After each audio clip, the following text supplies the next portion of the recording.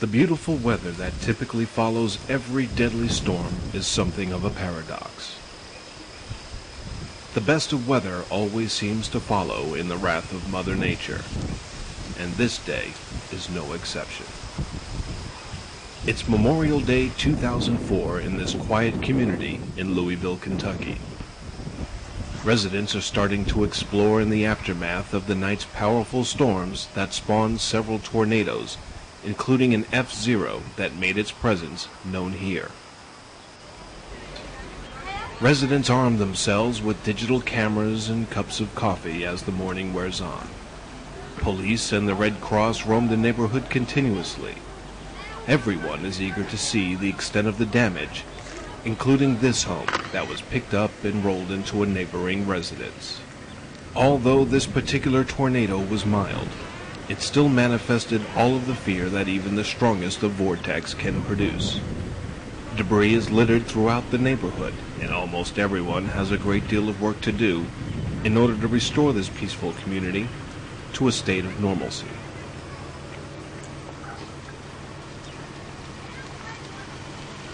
Our home, seen here, was spared any damage other than to ruffle the underskirting as well as its occupants. Our neighbors were not so lucky. Their roof was torn off and their home pushed from its supporting concrete pillars. We suspect this open field to be the reason their home received more damage than ours.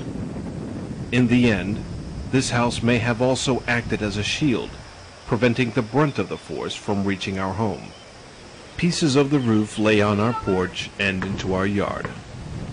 A larger piece can be found several feet in the air wrapped around this utility pole. Our longtime outdoor pet, Spivey, survived the torrent of wind and rain and remains in relatively good health.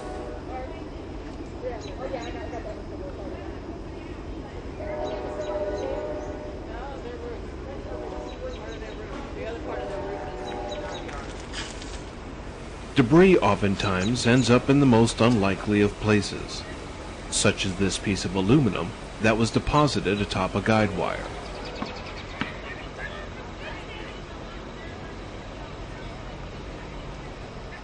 Every structure on our property survived the assault, even this blue building, which is actually a shed converted into an office, and is a featured item on this website. Tornado-proof? Maybe. Just before the tornado's arrival, we contemplated leaving our home to seek shelter elsewhere. Given the location of these power lines and the large chunk of fallen aluminum roof, this would have been a very bad idea.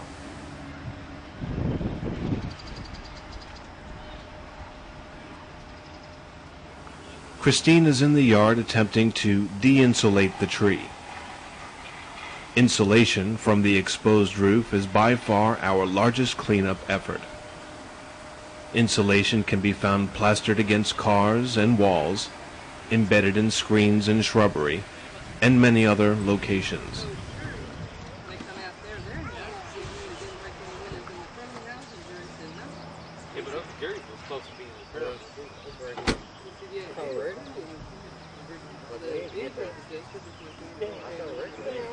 The next time you hear of severe weather in your area, you may want to pay closer attention.